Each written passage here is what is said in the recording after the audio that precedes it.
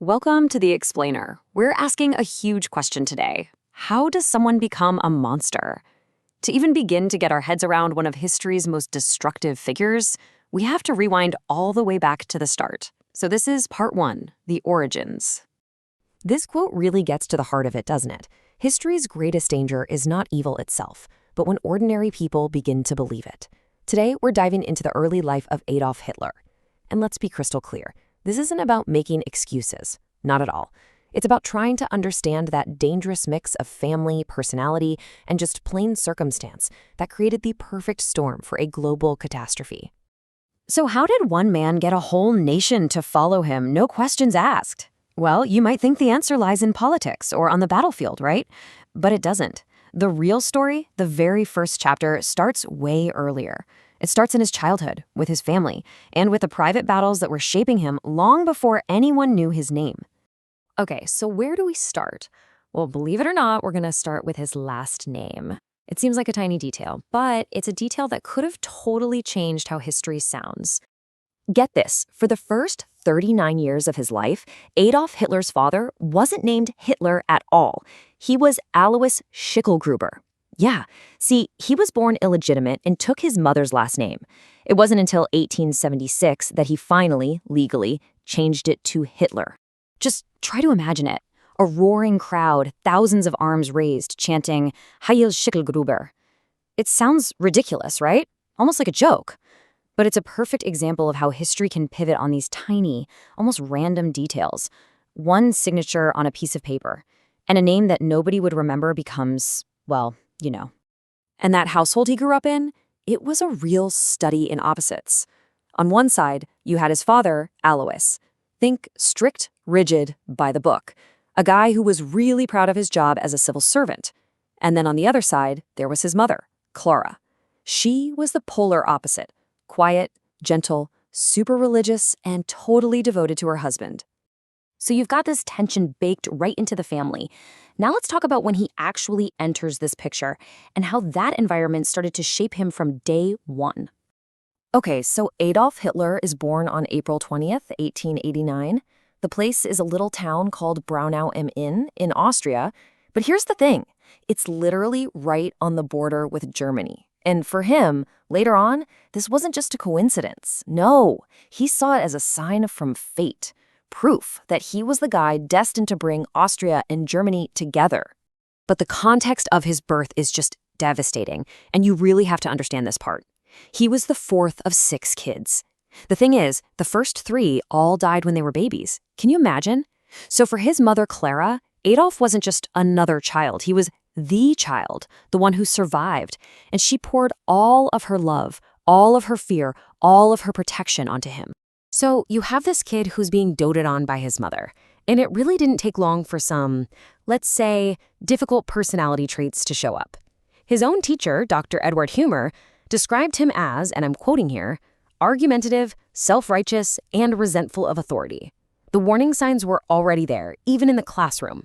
Now, the defining battle of his teenage years, the thing that really shaped him, it had nothing to do with politics. It was a war fought right at home. A really bitter, personal fight with his own father about what he was going to do with his life. So on one side, you have his dad, Alois. This guy was a real self-made man, worked his way up to be a respected customs official, and he was proud of it. He demanded that his son follow in his footsteps, a safe, secure government job. But Adolf, he had a totally different idea. He wanted to be an artist, a painter. And his rebellion wasn't just him mouthing off, it was way more calculated than that. He basically decided to sabotage his own future, or at least the future his dad had planned for him. How? By failing in school. On purpose. Every bad grade was like a missile launched at his father's dream, making it impossible for him to ever get one of those government jobs. So you have this intense standoff between father and son, but that stalemate was about to get broken in the most brutal way possible. 2 deaths, back to back, would just completely rip apart his world and leave him totally on his own. Look at this timeline. In the span of just 4 years, everything changed. First, his overbearing father dies. Then, his beloved mother is gone too. His life was just completely upended. He was only 13 when it happened. His father, Alois, just suddenly died from a lung hemorrhage. And just like that, the main source of conflict, the main authority figure in his life was just gone.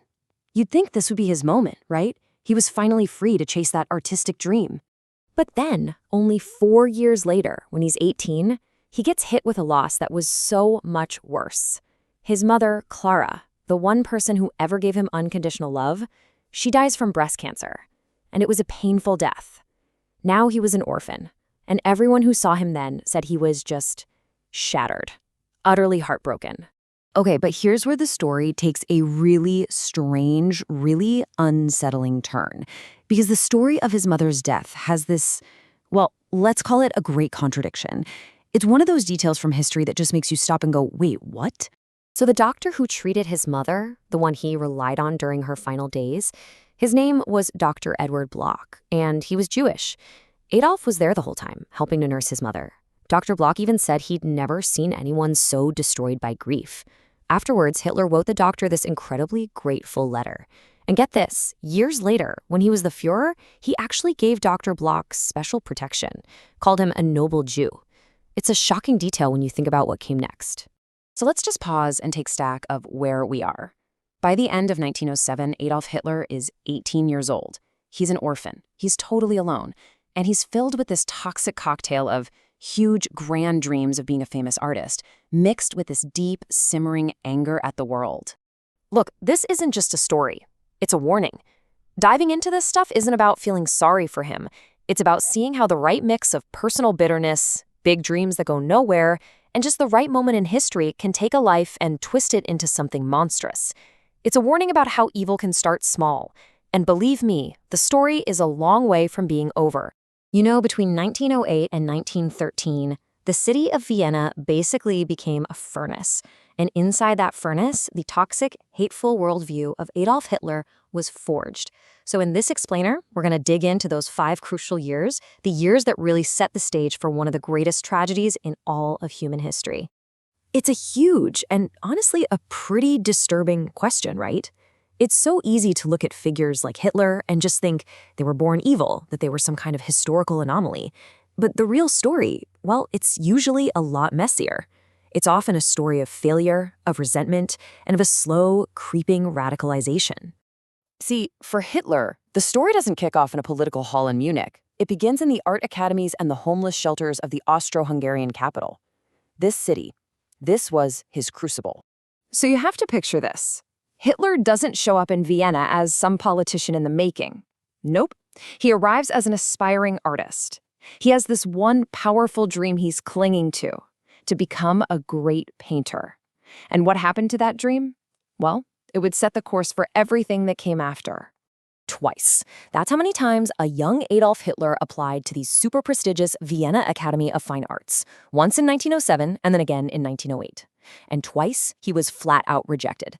The first time, they told him his figure drawing just wasn't good enough. The second time, he wasn't even allowed to take the exam. Just one word: insufficient. In 1908, that was the Academy's official judgment of his work. Can you just imagine how blunt that is? For Hitler, this wasn't just, a career setback. This was a deep psychological wound, a feeling of failure and humiliation that he would carry with him for the rest of his life.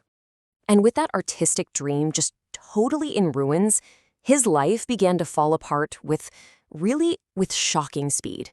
He went from being this hopeful student to just another face in Vienna's underclass. I mean, look at how quickly this happened. In just 2 years, the small inheritance he had was gone, and he was literally sleeping on the streets. By the end of 1909, his new home was the Mannerheim, which was basically a public lodging house for men who had nothing. And that was his world for the next 3 years. And this comparison right here really shows you the massive gap that had opened up in his life. The dream was to capture the beauty of Vienna's incredible architecture. The reality was living in its absolute bleakest corners, sketching postcards of those very same buildings just to scrape together a few coins. So what do you do all day when you've got no job, no prospects, and just this deep, simmering resentment? Well, Hitler turned to this chaotic, unsystematic kind of self-education. And it would give him all the building blocks for a truly devastating ideology. He was reading constantly, pamphlets, trashy newspapers, wild racial theories. But you have to understand, this wasn't really learning. The sources call it ideological self-construction. He wasn't challenging his own biases. He was building an echo chamber. He was just grabbing any idea he could find that confirmed what he already wanted to believe. And Vienna? Well, Vienna had plenty of toxic material for him to work with. The city was this political cauldron, the heart of the huge, multi-ethnic Austro-Hungarian Empire. You had all these German nationalists who were furious that they had to share power with Czechs and Poles and other groups, and Hitler just soaked it all in. In the city's political chatter, he found his mentors. From a radical named Georg von Schoner, he took this idea of pan-German racial purity. From Vienna's very popular mayor, a guy named Karl Lueger, he saw how you could use anti-Semitism as a powerful political weapon to manipulate people. And from this bizarre occultist, Lons von Liebenfels, he picked up a whole mythology of Aryan supremacy. And out of this toxic soup of ideas, his most infamous and frankly most deadly belief starts to crystallize. It becomes the absolute central pillar of his new worldview, a way for him to explain not just his own failures, but all the world's problems. So years down the road, in his book Mein Kampf, Hitler cooks up this very dramatic origin story for his anti-Semitism. He describes it as this single moment, this big epiphany he has on a street in Vienna when he sees an Orthodox Jew. This is the question he claims he asked himself. It's all very theatrical, right? It's designed to frame his hatred as some kind of sudden, intellectual discovery about race and identity. But yeah, historians, they're not buying it. The general consensus is that his anti-Semitism wasn't some flash of lightning. It was more like a slow-acting poison, a convenient ideology he picked up from his surroundings because it gave him a scapegoat. It gave a political language to all his personal bitterness. So by the time he was ready to pack his bags and leave Vienna, all these scattered, hateful ideas had hardened into a coherent, if totally twisted, and deeply dangerous worldview. The failed artist had basically remade himself into an ideologue. And this is it. By 1913, the whole architecture of his future ideology is there. Every single key belief, from racial superiority and conspiracy theories to a deep hatred of democracy and this unshakable belief in his own destiny, all of it was formed during these years of poverty and resentment in Vienna. Finally, in May 1913, he's out. He moves to Munich. Part of the reason was to be in what he saw as a true German city, and, well, another part was to dodge the Austrian military draft. And the irony here is just wow. When they did finally catch up with him, he was declared medically unfit for service anyway. Okay, so let's just freeze frame right here for a second. As he's boarding that train to Munich, think about who this person actually is. He's 24 years old. He has no real education, no job, no meaningful relationships, no direction in life. By any objective measure, he is a complete and total failure. He was an insignificant man, filled with a monstrous ideology that was forged in failure. The world had absolutely no idea who he was or what was coming. And the question that just hangs in the air, connecting this anonymous outcast to the horrors that would follow, is simply, what happened next? Think about it. 4 years of brutal, grinding trench warfare on the Western Front. How did that experience take a failed artist, a social drifter, and turn him into the fanatic who would one day lead Germany? Let's really dig into how the Great War became the crucible that forged the Adolf Hitler we know from history. So, when war broke out in August 1914, what was Hitler's reaction? It wasn't fear, it wasn't dread, it was just pure, ecstatic joy. In fact, he was famously captured in a photograph in a cheering crowd in Munich. His face just lit up with this almost religious rapture. And that really is the question, isn't it? Who on earth greets the prospect of industrialized slaughter with gratitude? Because the answer to that question tells you everything you need to know about the man he was before the war ever started. See, before 1914, Hitler was, well, he was a nobody, a drifter without a purpose. He was an Austrian citizen living in Germany with absolutely no real prospects. And then suddenly, the war comes along and hands him everything he lacked, an identity, a sense of belonging, and a mission. He immediately petitioned to join the Bavarian army, and to his delight, they said yes. All right, so he gets his wish. He's assigned to the 16th Bavarian Reserve Infantry Regiment, and almost right away, he's shipped off to the absolute horror of the Western Front. And just like that, the aimless artist becomes a soldier. Okay, so this is where it gets interesting. Later on, Hitler builds this powerful myth around himself as this heroic, almost superhuman frontline warrior. But what was the reality of his time in the trenches? Let's peel back the layers of propaganda and see what was really going on. So his actual job was something called a Meldeganger, a dispatch runner. And I want to be really clear here. This job was incredibly dangerous. You're talking about running across open, shell-torn ground, often under direct fire, just to deliver a message. The life expectancy for these guys was terrifyingly low. But here's the thing. As dangerous as it wasn't the same as living day in, day out in a frontline trench. These runners spent a lot more time at regimental headquarters, which was a few kilometers behind the main action. And because of this, some of the other soldiers had a mocking nickname for them: rear area pigs. It's a small detail, but it really pokes a hole in that myth of him being this constant frontline fighter. Now, that's not to say he didn't see action. Far from it. His combat record is extensive. I mean, look at this list. Ypres, the Somme, Arras, Passchendaele. These are some of the most horrific, nightmarish battles in human history. He was there. He saw the absolute worst of it. Take a look at that number. That's not the number of casualties. That's the number of survivors. In his very first major battle at Ypres, his regiment of 3,600 men was practically wiped out. Only 600 were left. For him to be one of them, that wasn't skill. That was just staggering, blind luck. But, it wasn't just luck that kept him going. He was genuinely recognized for his bravery. And yet, even as this decorated soldier, he was a strange guy, a total outsider among his own comrades. So get this, near the very end of the war, in August 1918, he receives one of Germany's highest military honors for bravery, the Iron Cross First Class. And look, this wasn't some medal they just handed out. It was super rare for a guy of his low rank, a corporal, to get this award. It required a specific personal recommendation from a superior officer, which means it was a genuine testament to his courage under fire. And this is where the story takes a truly ironic twist. The officer who saw his courage, who wrote the recommendation, was his regimental adjutant, a man named Hugo Gutmann. And Hugo Gutmann was Jewish, a fact that, you can imagine, Hitler made sure to bury for the rest of his political life. So what was he actually like in the trenches? Well, his personality basically made him a total outcast. While other soldiers were dreaming of going home on leave, he barely ever took it. He had zero interest in the usual pastimes, women, bars, you name it. He had no close friends and was known for being that guy who was always lecturing people about politics. He was a fanatic for the war in a way that his comrades, who just wanted it all to be over, found completely bizarre. So this all brings us to the end, the final moments of his war experience, which were probably the most formative of all. As the German army finally starts to crumble in late 1918, Hitler's own story comes to a very dramatic and painful conclusion.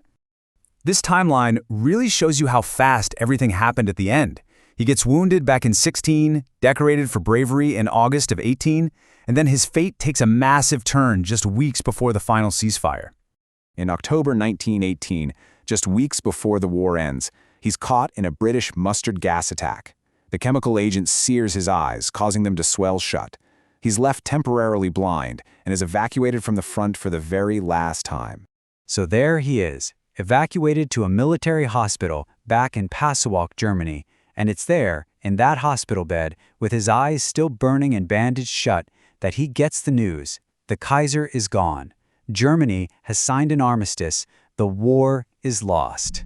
Now, you have to understand, for a man who had finally found his entire life's purpose in this war, Germany's surrender wasn't a relief. It was a catastrophe, a deep, personal trauma. He later called it the absolute worst moment of his life. He claimed he cried for the first time since his own mother had died. The sacrifice, the struggle, all of it, in his eyes, was for nothing. And that leaves us with the big, chilling question, doesn't it? The war had given this man everything. A country, a career, a cause. And then, in an instant, defeat ripped it all away, leaving behind this festering wound of humiliation and betrayal. So, what happens next? What happens when a fanatic, forged in the fires of total war, loses his only reason for being? Well, the answer to that question would go on to define the next quarter century of world history. All right, let's just jump right in. Picture this. Corporal Adolf Hitler comes back from the trenches of World War I, and the Germany he left? It's gone. I mean, completely unrecognizable. The proud, powerful empire that marched off to war is now just a total wreck. And what's left is this nation just swimming in chaos, defeat, and a really, really deep-seated anger. And that anger, well, it turned out to be the perfect soil for one of the most destructive political movements in all of human history. So what we're going to do here is break down this perfect storm of conditions. We're talking about national humiliation, a really powerful lie, and a complete economic collapse. All of this is what allowed the Nazi Party to literally rise from the ashes of the old German Empire. Which really gets to the core question for us today, right? How does an entire nation's feeling of shame, of humiliation, get twisted and turned into a political weapon? This is a story that's as much about psychology as it is about politics. So to really get how Nazism took hold, you first have to understand the wound, the deep, festering wound that World War I left behind. I mean, just think about this for a second. Germany's very first go at democracy, the Weimar Republic, wasn't born in some moment of glory. Nope, it was born at the exact moment of their greatest, most humiliating failure. So right from day one, in the minds of the people, democracy was tied to surrender, to national disgrace. And that disgrace was basically stamped into law with the Treaty of Versailles. You have to understand, this wasn't just a peace treaty. It was a national shaming ceremony. The punishment was just relentless, hitting Germany from every single angle. It wasn't just one thing. You had the infamous war guilt clause, making them take 100% of the blame. Then they lost huge chunks of their own land. And on top of that, their military, a huge source of national pride, was just gutted. An army that once pretty much ruled Europe was cut down to just 100,000 guys. That's it. No air force, no submarines. Now, for a culture that practically worshipped its military, this wasn't just a number. It felt like a deliberate public emasculation. And this number, 13%, this represents the country literally being chopped up. 13% of its land and 10% of its people were just gone, sliced off and handed over to other countries. Can you imagine? It created this profound sense of being violated. And then, as if all that wasn't enough, they handed them the bill, 132 billion gold marks. I mean, it's an astronomical, completely impossible number. It basically guaranteed that Germany would be economically crippled for generations. So you've got shame, you've got violation, you've got impotence, and now you have crippling debt. It's the perfect kindling for a massive fire. But, a pile of kindling can't start a fire on its own. It needs a spark. And that spark was a powerful, poisonous, and, frankly, an incredibly effective lie. They called it the stab-in-the-back myth. And the lie was devastatingly simple. The German army was never actually beaten on the battlefield. No, it was betrayed by traitors back home. Now, the reality? The military was totally exhausted. Its allies were collapsing one by one, and it was the top generals themselves who begged for an armistice. But man, that lie was so much easier to swallow than the complicated, ugly truth of failure. The German word for it is Dolchstoß. What this myth did was give a humiliated nation the one thing it craved, a scapegoat. Instead of having to face their own defeat, they could point their anger somewhere else. They could blame a manufactured enemy within, Jews, Marxists, and the very politicians who were trying to build this new democracy. So into this incredibly toxic political soup walks this unknown, bitter, angry army corporal, a guy who will become the perfect vessel for all of this pent-up national resentment. It's wild. Hitler's whole political career started almost by accident. He was still in the army, and his job was to be an informant, to spy on this tiny little political group called the German Workers' Party. So he goes to one of their meetings, and he just can't keep his mouth shut.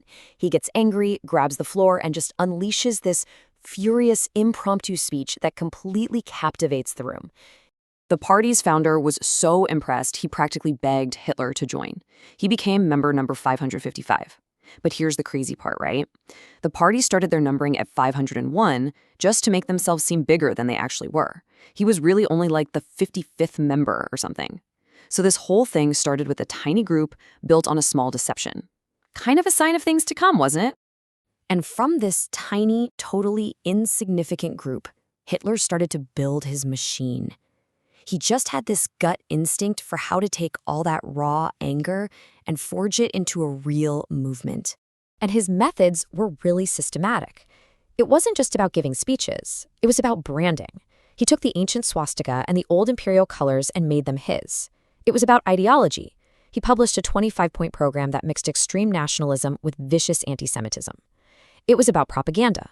He turned boring beer hall meetings into these massive theatrical rallies with marches and symbols and music. And this is crucial, it was about violence. He created the brown shirts, the SA, to basically be his street thugs, to intimidate opponents and control the streets. And at the very heart of all of this was this idea, the Führer principle, the leader principle. I mean, within just 2 years, Hitler had completely outmaneuvered everybody else to get absolute dictatorial control over the entire party. He wasn't just its leader anymore, he was the party. Okay, so the Nazi machine was built. It had its charismatic leader, it had its powerful message of betrayal. Now, all it needed was fuel for the fire. And in 1923, a national catastrophe gave it all the fuel it could ever want. So here's what happened. Germany fell behind on its reparation payments, so French troops marched in and occupied its industrial heartland, the Ruhr region. The German government's response? They told the workers to go on strike, and they promised to keep paying them by just printing more and more money. This one decision led directly to an economic apocalypse, hyperinflation. Now this next number is it's almost impossible to wrap your head around. 200 billion marks for a single loaf of bread. People were literally pushing wheelbarrows full of cash down the street just to buy groceries. Money had become completely and totally worthless. And this was so much more than just an economic crisis. It was a social meltdown. An entire generation's life savings, their pensions, all their hopes for the future, poof, gone, vanished into thin air. The middle class, the bedrock of any stable country, was totally wiped out and radicalized. These were desperate people, and desperate people will listen to anyone who offers them a simple solution. Which brings us to a really profound question, doesn't it? When money itself, the very symbol of value, becomes meaningless paper, what do people turn to? What has value then? Well, they turn to other things. They turn to strong leadership, to national pride, to a sense of belonging, and, most dangerously of all, they turn to a common enemy they can blame for all their misery. And that really leaves us with this final, chilling thought. The story of how the Nazi Party was born isn't just about Germany in the 1920s. It's a timeless warning. It forces all of us to ask, what's the right combination of national humiliation, economic desperation, and a charismatic leader with a powerful lie that can make any society, at any time, vulnerable to the siren song of extremism?